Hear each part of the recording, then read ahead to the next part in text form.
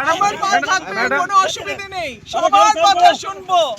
দাদা আপনারা এটা কি মিডিয়া নিচ্ছেন, কি করছেন? ম্যাডাম আপনার ধন্যবাদ। আপনার ধন্যবাদ।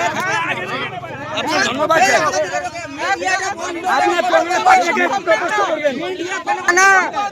আপনি আপনার সামনে হঠাৎ করে দায়িত্ব ধরে বলে মিথ্যা কথা বলছেন। একদম ভাববেন না কংগ্রেস আপনাদের ছাড়া চলবে না।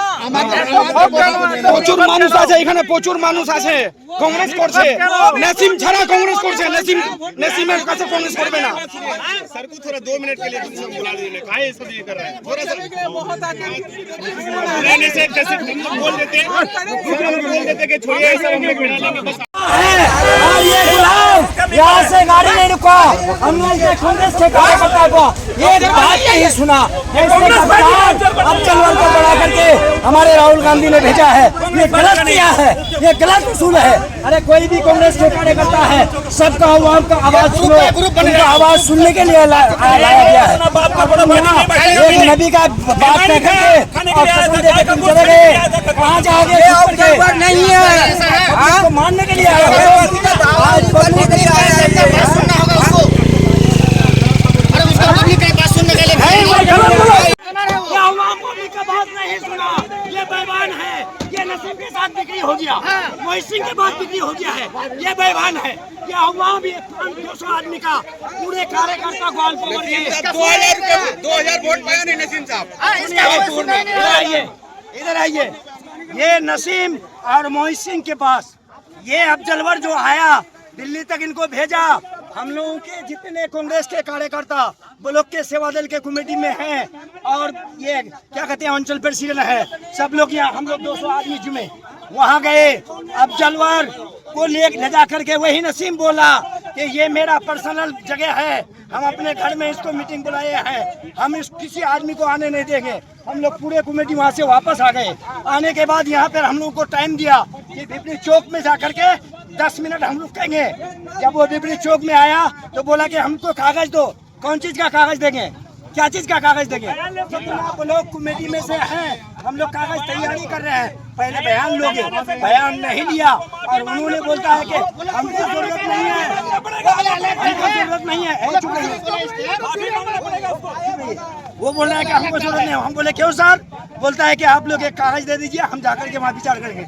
अरे तुम पहले आवाम पब्लिक पूरे ब्लॉक कमेटी के बातों को सुनोगे। ये नसीम से वहाँ पैसा घोष खा करके और आकर के बोलता है कि हमको एक कागज दो।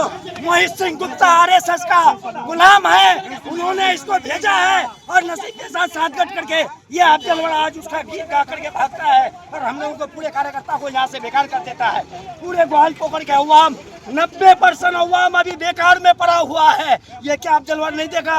ये नसीम के पास और मोहित सिंह के पास बिका हुआ माल है। ये काहे नहीं सुना? আপনাদের কথা শুনলো না না কোনো কথা শুনলো না। এখানে উনি টাইম দিল কিন্তু বলতে আমাকে কাগজ দাও। আমাদের যতগুলো কমিটির মানুষ আমরা এখানে এসেছি সবাই আমরা বললাম যে এক এক করে আমরা বক্তব্য দেবো যে আমাদের গল্প করে কি আপদ বিপদ আছে আপনি শুনেন, কার দরকার আমাদের, কার দরকার নাই। এই নসিম মাস্টার যিনি 2900 ভোট নিয়ে পুরা গল্প করে বলছে যে আমি MLA, যিনি 50 লাখ টাকা পার্টি অফিস থেকে নিয়ে টাকা খেয়ে নিজের দালাল 4টা-5টাকে বেটে খেয়ে আর বলছে যে আমি MLA, তিনি মহিত সিং গুপ্তর সঙ্গে যোগাযোগ করে মহিত সিং গুপ্ত টাকা খেয়ে বিজেপিতে ভোট দিলায়। সেই মহিত সিং গুপ্ত আজকে আমাদের ডিস্ট্রিক্ট প্রেসিডেন্ট। এই দুইজনকে যেন হাঁটানো হয়। আমরা জানলাম যে অবজারভার আসছে, এই জেলাতে কিছু সমস্যা আছে যেগুলো নিয়ে দীর্ঘদিন ধরে আমরা ভুক্তভোগী। তা আমরা ভাবলাম যে অবজারভার এসছে, তো আমাদের নিজের বক্তব্য অবজারভারের কাছে রাখবো যাতে যেসব ঝামেলা আছে সেটা সমাধান হয়। যেই জায়গায় উনি আসবেন সেটা বরবিল্লা মোড়, ওখানে আমরা গেলাম। ওখানে যিনি একজন ব্লক প্রেসিডেন্ট আছেন সেই বললেন কি যে এখানে আমার পার্সোনাল মিটিং, আমার পার্সোনাল জায়গা এটা, এখানে আপনাদের আমরা বসতে দেব না। আমরা বললাম ঠিক আছে ভাই, যদি আপনার পার্সোনাল জায়গা থাকে তাহলে আমরা বসবো না। তা আমরা সাইডেই যে অন্য সাইডে অবজারভারের সাথে কথা বলে নেব। তো ওখান থেকে আমরা এগিয়ে চলে আসলাম বিপরি চকে আসলাম। অবজারভার আমাদেরকে সময় দেওয়ার কথা বলল। আমরা বললাম যে 2-4টি কথা আমাদের শুনে নিন। তার মধ্যে অবজারভার কিছু কথা শুনতে শুনতে আমি বললাম কি যে দেখুন আমরা ওখানে গেছিলাম আপনাকে কিছু বলতে, মানে অবজারভারের কাছে সময় নাই বলছে আমার কাছে সময় নাই, যা বলবেন এই গাড়িতে আমি বসে আছি 2-4টি বলে নিন। তা আমরা বললাম যে ওখানে আপনি 4 ঘন্টা সময় দিলেন, আমাদের কাছে 15 মিনিট সময় নাই আপনার, 15 মিনিট আমরা কিছু বলতে চাই শুনে নিন। তো অবজারভারকে আমি বললাম যে আমরা ওখানে গেছিলাম, তো ওদের নাকি পার্সোনাল জায়গা ওটা, ওই জন্য আমরাকে ওখানে বসতে দেবে না, ওটা বলে ওদের জমি। তা আমরা এখানে আপনাকে কিছু শোনার জন্য বলেছি। হঠাৎ করে অবজারভার বলছে যে আপনি মিথ্যা কথা বলছেন, মুখে দাঁড়িয়ে আছে, আমরা নাকি আপনি হজরত মোহাম্মদ সাল্লামের উম্মত, এই হয়ে আপনি মুখে দাড়ি ছেড়ে নবীর উম্মত হয়ে আপনি মিথ্যা কথা বলছেন কেন? তখন অবজারভারকে বললাম যে ওই জায়গাতে প্রায় আমরা 300 লোক ছিলাম, তো তাহলে 300 লোককে আপনি জিজ্ঞেস করুন যে এটা মিথ্যা কথা না সত্য কথা। তারপরে আমাদের বিক্ষোভ চালু হলো যে আপনি একজন অবজারভার, আপনি নিজেকে সিনিয়র লিডার বলছেন, আপনি অবজারভেশন করতে এসছেন না দালালি করতে এসছেন না চামচাগিরি করতে এসছেন এখানে, যে মানুষকে বলছেন যে মিথ্যা কথা বলছে। আরে আমরা কি বলতে চাইছি আমাদের না শুনে বলছে মুখে দাড়ি ছেড়ে মিথ্যা কথা। বোঝা গেল এর আগেও আমরা বলেছি যে কংগ্রেস পার্টি মুসলিম বিরোধী পার্টি, এরা মুসলিমের ভোট চায়, মুসলিম নেতা চাই না, সেটা আজকে এই অবজারভার দ্বারাই আবার প্রমাণিত হলো। আপনাদের সঙ্গে কথা বলেননি? একদম না, আপনারা তো স্পটেই ছিলেন। আমরা শুধু গাড়িটা থামিয়ে বললাম যে আপনাকে 10 মিনিট সময় দিন, তাতে বলছে, আমরা বললাম যে আমরা ওখানে গেছিলাম কথা বলতে, কিন্তু আমাদেরকে ওখানে বসতে দেওয়া হলো না। তো উনি বলছেন যে মুখে দাড়ি ছেড়ে মিথ্যা কথা। তারপরে আমাদের বিক্ষোভ চালু হলো, ও তো গাড়ি নিয়ে ভেগে গেল, পরের গাড়িটাকে আমরা ধরেছিলাম। তারা বলল যে আমাদেরকে কমপ্লেন দিন, আমরা একদম উচিত অ্যাকশন নিব।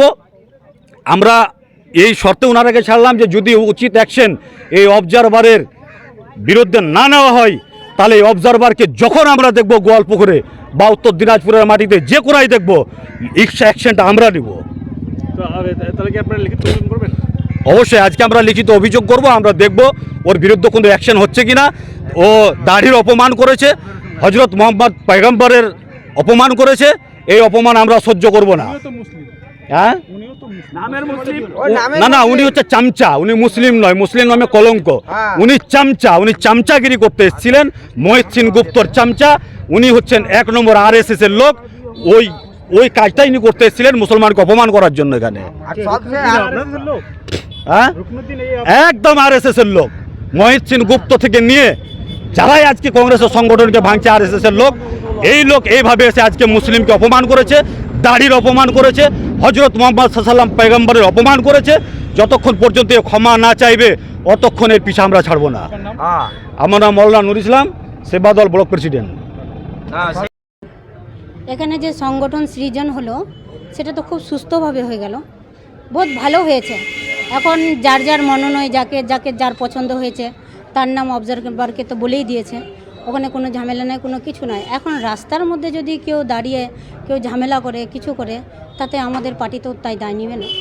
আর তার সম্পর্কে কিছু আমি বেশি বলতেও চাই না। যারা করেছে তারা কংগ্রেসের সেবা দলের সংগঠনের সভাপতি ছিল বলে তারা তো বলছে যে আমরা কংগ্রেসের সংগঠনই, তো ওরা যে কংগ্রেসের সেবা দলে আছে, তো আমাদের পার্টিতে যে ছিল, তো তাদের ব্যাপারে বেশি কিছু আমি বলতে চাই না। তারা একটা অভিযোগ করছে, তারা ওই সংগঠন সিজনে গিয়েছিল, সকাল 10টা থেকেই ছিল, তারা উপস্থিত ছিল, কিন্তু সেখানে তাদেরকে ঢুকতে দেওয়া হয়নি, আর ঢুকতে বাধা দিয়েছিল এখানকার ব্লক সভাপতি নাসিম।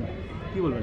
ব্লক সভাপতি ঢুকতে যে বাধা দিয়েছিল সেটা শিওর আমি বলতে পারছি না, কিন্তু ওরা আমাদের কংগ্রেসই তো ওখানে যেতে হতো, কেন ওরা যায়নি? ওরা গিয়েছিল 2 ঘন্টা 3 ঘন্টা ওয়েট করার পর, যখন তাদেরকে বাধা দিয়েছিল তার সেই সম্পর্কে আমি বেশি কিছু বলতে চাই না। এই সংগঠন সংগঠন সম্পর্কে কী বলবেন? সংগঠন সৃজন যে আমাদের হলো, যে অবজারভার এসেছিলেন AICC PCC থেকে, তো সংগঠন তো এখানে সৃজন খুব ভালোভাবে সুস্থভাবে হয়ে গেল। তো এরকম সৃজন মানে কি, যে নতুন করে রদবদল একটা কথা বলে না, যেরকম আমাদের ব্লক ডিস্ট্রিক্ট প্রেসিডেন্ট আমাদের আছেন মহিউদ্দিন সেনগুপ্ত, তিনি তো এতদিনে চালাচ্ছিলেন, ওনা এখন অনেকগুলো ব্লকে ডিস্ট্রিক্টে কি হচ্ছে যে পরিবর্তন হচ্ছে।